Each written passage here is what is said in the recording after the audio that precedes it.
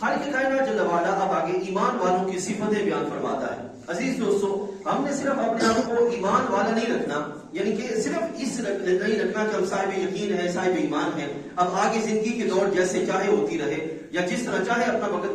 گزارا جائے۔ خالق کائنات جل وعلا باقاعدہ وہ صفات عطا فرماتا ہے جن صفات کے ذریعے بندہ جو کامیابی کا سلسلہ ہے وہ تیزی سے بندے کے قریب آ جاتا ہے، اور بندہ کامیابی جو ہے وہ اس کو تیزی سے پکڑ لیتا ہے، وہ صفات بھی عطا فرماتا ہے۔ آج کے خاص طور پر جو سبق ہے وہ ہم نے یہ صفات ہی اپنی زندگی میں اتارنے کی کوشش کرنی ہے۔ رب تعالیٰ فرماتے ہیں سب سے پہلا وصف ہے ایمان کے بعد جو بندے کی ذمہ داری بھی ہے، اور وہ ہے الذین هم فی صلاتهم خاشعون،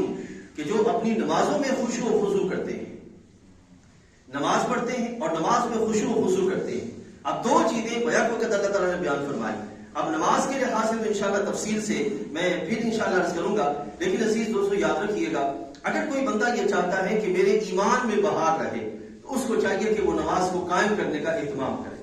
یہ پھر ایمان میں بہار کا سلسلہ بھی رہے گا۔ لیکن وہ نماز جو ایمان میں بہار لاتی ہے وہ کون سی نماز ہے؟ وہ ہے خشوع و خضوع والی نماز،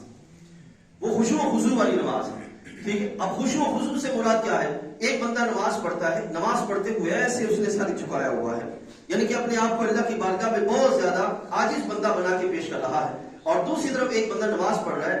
اور وہ بندہ اپنی آنکھوں کو جھکائے ہوئے اور اعمال اس کے بتا رہے ہیں کہ یہ بندہ اللہ کی بارگاہ میں کھڑا ہے۔ حضرت ابن فاروق رضی اللہ عنہ کی بارگاہ میں آپ نے ایک بندے کو دیکھا کہ اس نے ایسے سر جھکایا ہوا،